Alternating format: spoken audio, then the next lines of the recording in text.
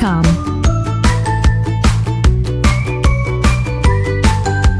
नमस्कार विद्यार्थी मित्रांनो, लर्न विथ रितेशमध्ये आपणा सर्वांचं स्वागत आहे.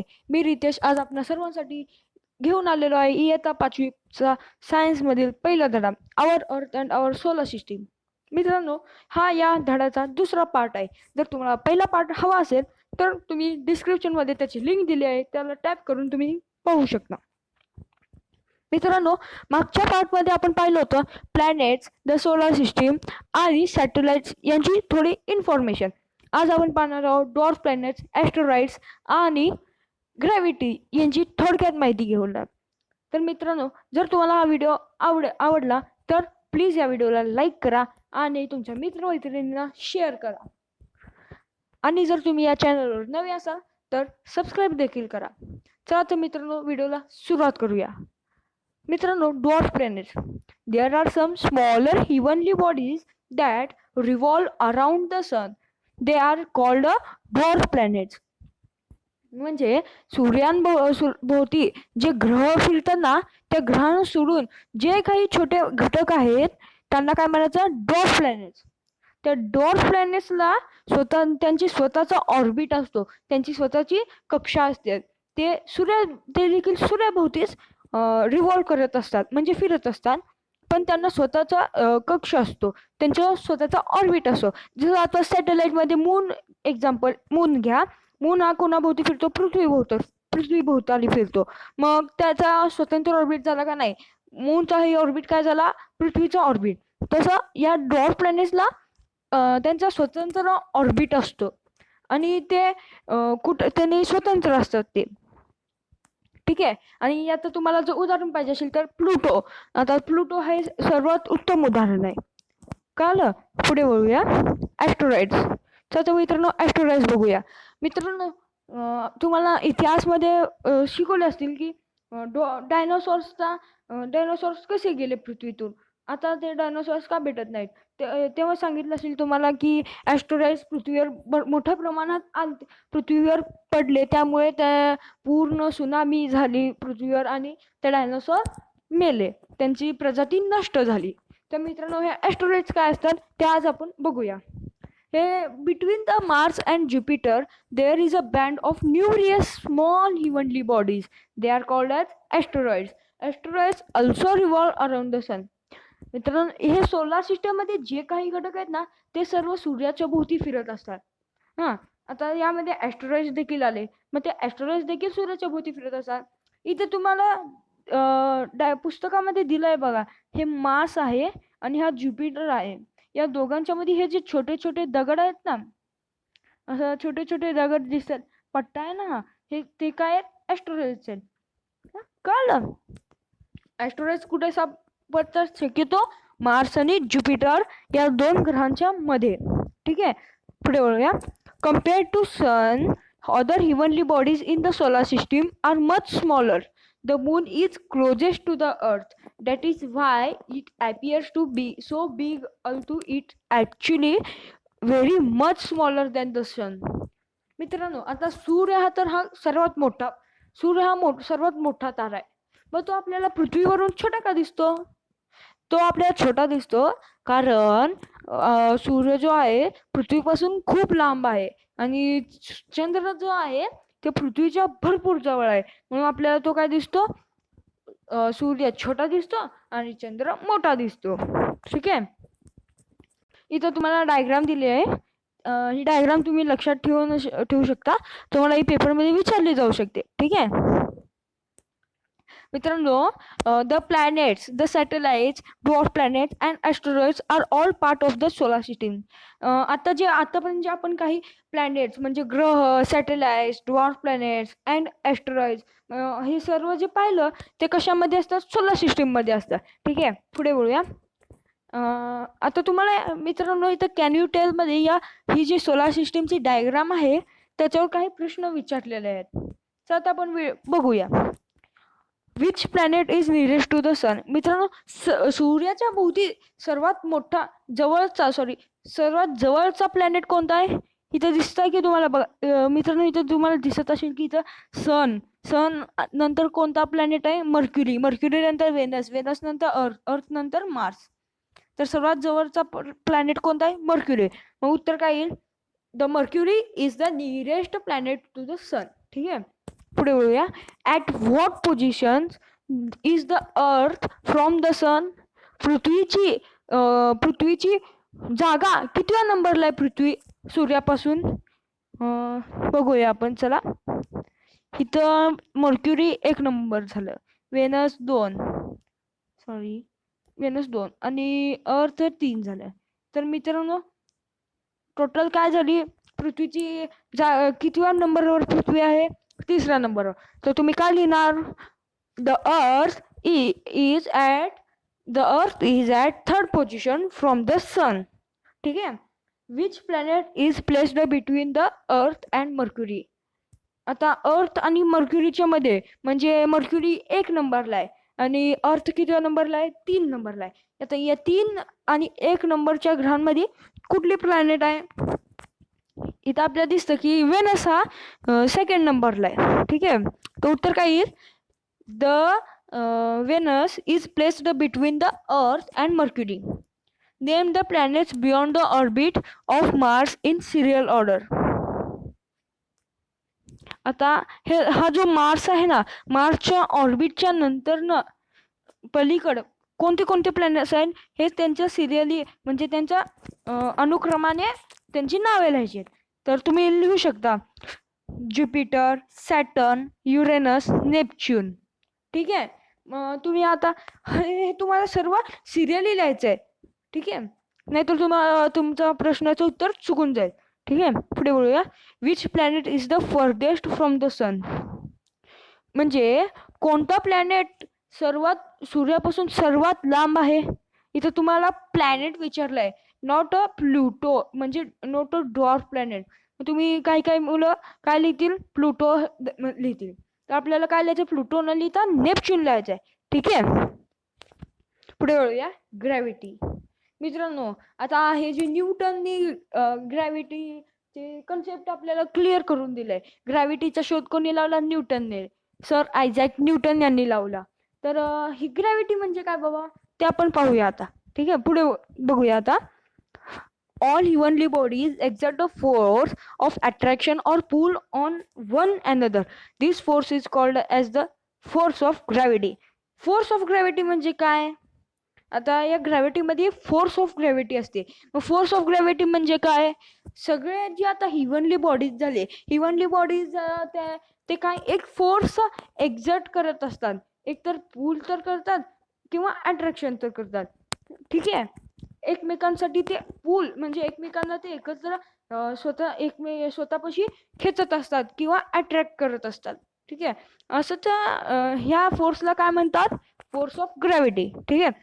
So the sun exerts a gravitational pull on all planets, whereas the tendency of the planets is to move away from the sun. म्हणजे जो सूर्य आहे, सूर्य हा काय करत असतो? ग्रॅव्हिटेशनल फोर्स अप्लाय करत असतो. ग्रॅव्हिटेशनल फोर्स अप्लाय करत असतो म्हणजे काय? सर्व जे प्लॅनेट्स आहेत ना त्यांना आपल्या स्वतःकडे खेचून घेत असतो, अट्रॅक्ट करत असतो. As a result of these two forces, a planet keeps revolving around the sun at a fixed distance in a fixed orbit. आता या दोन फोर्स अप्लाय झाल्यानंतर यांचा रिझल्ट काय होतो की जे सर्व प्लॅनेट्स आहेत ते सूर्याभोवती त्या एका लिमिटेड म्हणजे फिक्स्ड पोझिशन आणि त्यांची फिक्स्ड जागा असते. कधी जर पृथ्वी झाली, हा वेनस झाला आणि हा मार्स झाला. कधी पृथ्वी असं नाही मला आज असं जायचं नाही म्हणून मी इकडे जाते असं करते का? नाही, त्यांची फिक्स्ड पोझिशन असते. पृथ्वी जर मध्ये तर 3rd पोझिशनवरच ती राहणार. 3rd पोझिशनवरच ती फिरत असणार. थोडी ना 1st आणि 2nd पोझिशनवर जाणार. आणि त्यांचा फिक्स्ड ऑर्बिट असतो, म्हणजे ह्या कक्षेमध्ये तू फिरत. आता ही पृथ्वी आहे, हे वेनस आहे, हे मार्स आहे. तर हे मार्सला एक स्वतंत्र त्याचा ऑर्बिट, हे वेनसला त्याचा एक स्वतंत्र ऑर्बिट आणि हे पृथ्वीला आपल्या एक स्वतंत्र ऑर्बिट आणि या सर्वांच्या मध्ये काय असतो? सूर्य असतो. ठीक आहे, पुढे वळूया. In which direction do this things falls. आता आपल्याला काही त्या गोष्टींची नावे दिलेली आहेत, ते त्या गोष्टी कुठल्या दिशेने पडतात ते बघा. Leaves, flowers, fruits from a tree. म्हणजे जे काही पानं, फुलं आणि फळं आहेत ते झाडापासून वर पडतात का खाली पडतात? ऑब्विसली खालीच पडतात. पुढे दिलंय rocks that come loose from a hill side. जे काही दगड आहेत ते कसं एखाद्या डोंगरावरनं जर दगड घसरत येतं ते खाली येतं, वर थोडी ना येतं. ठीक आहे. Rain falling from the sky. आता आकाशातनं जो पाऊस पडतो तो वरच्या दिशेने पडतो का खालच्या दिशेने पडतो? खालच्या दिशेने पडतो. ठीक आहे. Due to Earth's gravity, all things on the earth remain on it. Even if we throw something upwards with a great force, it finally falls down to the ground. अर्थची जी ग्रॅव्हिटी आहे त्यामुळे काय होतं, सर्व कोणती वस्तू तुम्ही जर वर फेकली तर ते ग्रॅव्हिटेशनमुळे खाली येते. ठीक आहे. Even if we throw something upwards with a great force, it finally falls down to the ground. हेच सांगितलेलं आहे. आता इथं आपल्याला एक नवीन शब्द भेटलेला आहे, स्पेस. आता स्पेस म्हणजे काय? The emptiness between and beyond the stars and planets is called a space or outer space. Space म्हणजे काय मित्रांनो? जे काही आता यामध्ये इथे दाखवलेलं आहे तुम्हाला, जे काही पृथ्वी सारखे प्लॅनेट्स आणि ॲस्ट्रॉइड्स असं जे काही तारे वगैरे आहेत सोलर सिस्टीममध्ये, त्यांच्यामध्ये जो अंतर असतो तो आणि त्या ताऱ्यांच्या पलीकडे जो अंतर आहे त्याला काय म्हणायचं? स्पेस. रिकामी जागा असते ती, त्याला स्पेस म्हणायचं. ठीक आहे. People have always been curious about the heavenly bodies in the sky. They have always wanted to reach them. However, to send some object from the earth into space, it must be given power against the force of gravity. ठीक आहे. इथं काय सांगितलेलं आपल्याला?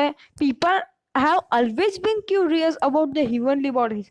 म्हणजे जे काही लोक असतात, सर्वच लोक नाही, काही लोक जे शास्त्रज्ञ असतात त्यांना काय उत्सुकता असते, हे हिवनली बॉडीज बद्दल जाणून घ्यायची त्यांना खूप उत्सुकता असते. म्हणून ते काय करतात, काय ना काय स्वतः तर जाता येत नाही म्हणून ते काय करतात, वेगवेगळे असे यान पाठवत असतात. ठीक आहे. रॉकेट टेक्नॉलॉजी और space launch technology is used for that purpose. या ज्या कामांसाठी कोणती टेक्नॉलॉजी यूज होते तर रॉकेट टेक्नॉलॉजी, किंवा त्याला दुसरं नाव देखील आहे स्पेस लॉन्च टेक्नॉलॉजी यूज केली जाते. One of the Diwali firecrackers is called a rocket. It is packed with explosive substances. The explosives burn rapidly and produce a lot of energy. The design of the rocket is such that the firecracker is pushed in a certain direction at a great speed.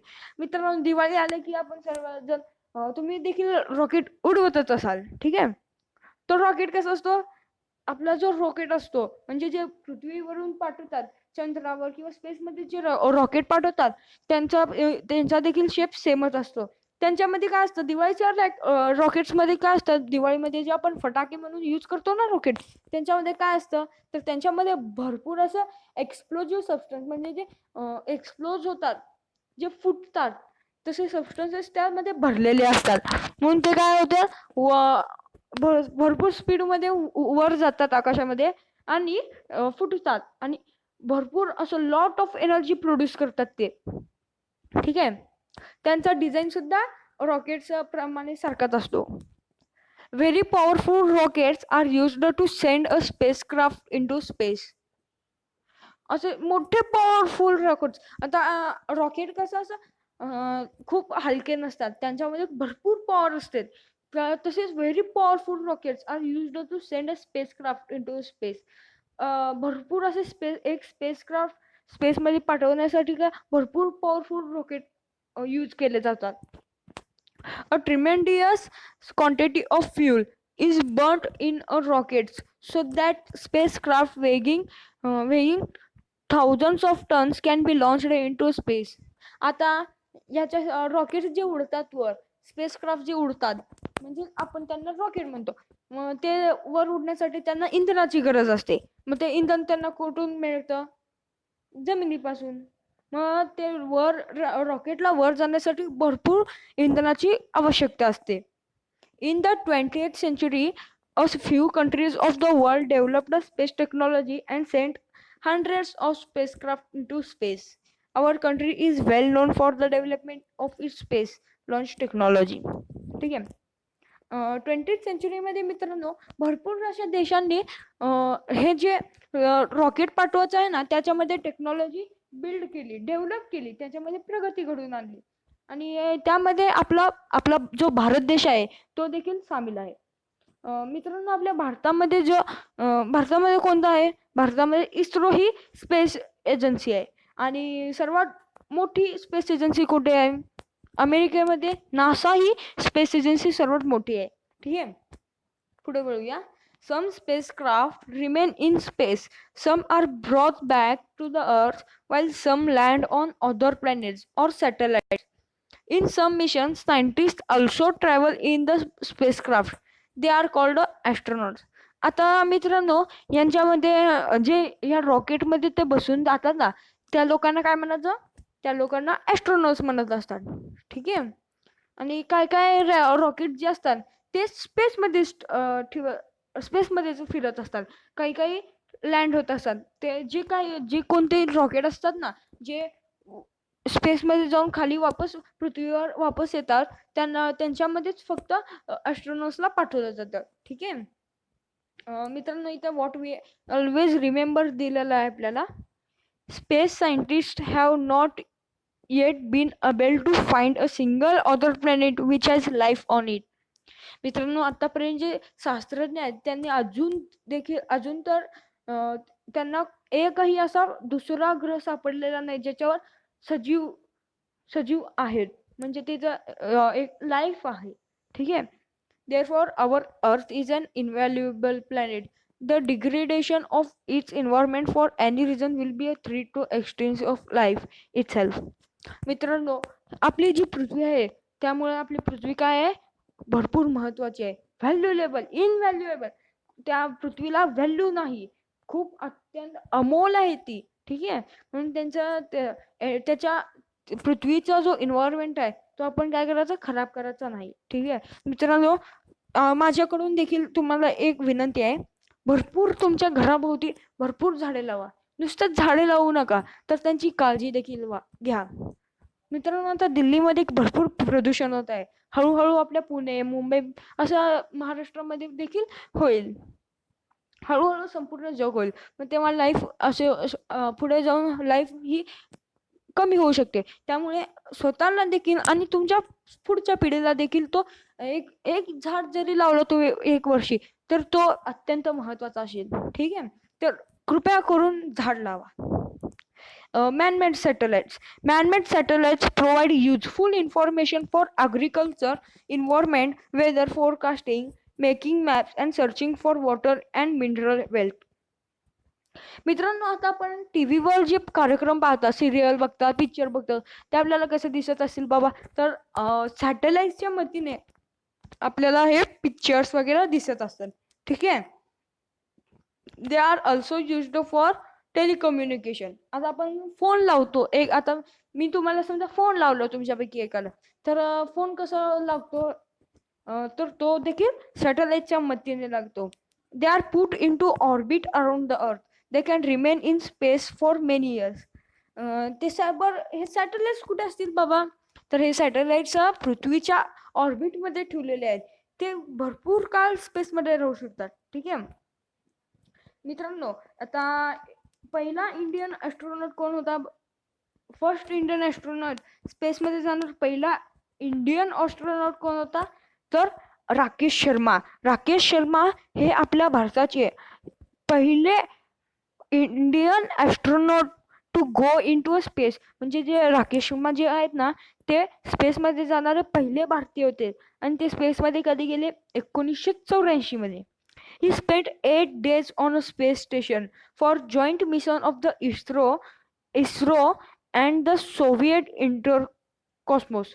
आता मित्रांनो इस्रो आणि Soviet Intercosmos काय? हे space agency आहे. जे राकेश शर्मा आहेत ना, ते राकेश शर्मा कशासाठी 8 दिवस ते स्पेसमध्ये होते. स्पेस स्टेशनवर काय करत होते ते, तर एका जॉईंट मिशनवर ते काम करत होते. इस्रो आणि सोव्हिएट इंटर कॉस्मोसच्या जॉईंट मिशनमध्ये ते काम करत होते. ठीक आहे. Seeing India from space, he said that it looked सारे जहां से अच्छा. ते जेव्हा राकेश शर्मा वर आकाशामध्ये गेले, त्या आकाशामध्ये गेल्यावर त्यांना आपल्या जो त्यावेळेस त्या काळचे पंतप्रधान होत्या इंदिरा गांधी, त्यांना विचारलं तुम्हाला पृथ्वी कशी दिसत आहे. तेव्हा त्यांनी उत्तर दिलं की सारे झाशी अच्छा. म्हणजे आपला जो भारत देश आहे ना, तो त्यांना सर्वात चांगला दिसत आहे. ठीक आहे मित्रांनो, इथं व्हॉट वी हॅव लर्न म्हणजे आतापर्यंत आपण काय वाचलं. The sun is a star. All the other bodies in the solar system get light from the sun. The sun and the planets, the sun and the planets, their satellites, dwarf planets, and asteroids that revolve around the sun are together called the solar system. मित्रांनो, आतापर्यंत आपण काय शिकलो. Solar system म्हणजे काय शिकलो. Solar system म्हणजे काय, म्हणजे जे सूर्य, प्लॅनेट आणि सॅटेलाइट, डॉर्फ प्लॅनेट, असं ॲस्ट्रॉइड, जे सर्व घटक आहेत यांना एकत्र काय म्हणतात, सोलर सिस्टीम म्हणतात. आणि सूर्य काय आहे, सूर्य हा देखील तारा आहे. हे लक्षात ठेवा. तुम्हाला हा रिकाम्या जागा फिल इन द ब्लँक्स मध्ये तुम्हाला विचारला जाऊ शकतो. ठीक आहे. Things on the earth remain on it due to the force of gravity. आता जे वस्तू आहेत, पृथ्वीवर जी वस्तू आहेत, ते कशामुळे खाली टिकून राहतात, तर जी ग्रॅव्हिटी आहे ना त्यांच्यामुळे टिकून राहतात. नाही तर आपण देखील ग्रॅव्हिटीमुळे खाली टिकून जमिनीवर चालू शकतो, नाही तर आपण देखील कुठेतरी हवेत असं फिरू शकता. आता बघा तुम्ही, जे लोक स्पेसमध्ये दाखवतात, तुम्हाला पिक्चरमध्ये तर तुम्ही बघितलं असेल की जे असं स्पेसमध्ये गेल्यावर तिथले ॲस्ट्रॉनॉट्स जे उडत असतात रॉकेटमध्ये, कारण तिथे काय असते, ग्रॅव्हिटी नसते. चंद्रावर देखील असं माणूस जर चंद्रावर गेला तर तो देखील जमिनीवर चालू शकत नाही, तोही देखील उडतो, कारण तिथे ग्रॅव्हिटी कमी असते पण थोडी कमी असते. ठीक आहे, नसतेच असं नाही. To travel in space the earth's gravitational force has to be overcome. Rocket technology helps us to do that. म्हणजे आता जर आपल्याला स्पेसमध्ये ट्रॅव्हल करायचं असेल तर आपल्याला काय लागते, अर्थच्या ग्रॅव्हिटेशनल एवढी फोर्स लागते. तर मग ही फोर्स कोणाच्या मदतीने आपण घेऊ शकतो, तर रॉकेट जो असतो तो आपल्याला हेल्प करतो ही ट्रॅव्हल करण्यासाठी स्पेसमध्ये. ठीक आहे, पुढे बोलूया. तर मित्रांनो, इथे आपला पहिला धडा संपलेला आहे. जर तुम्हाला असेच पुढचे व्हिडिओ हवे असतील तर कमेंट सेक्शनमध्ये मला सांगा. ठीक आहे, आणि जर तुम्हाला हा व्हिडिओ आवडला असेल तर लाईक करा, शेअर करा आणि सबस्क्राईब करा. ठीक आहे, मिळूया पुढच्या व्हिडिओमध्ये. धन्यवाद.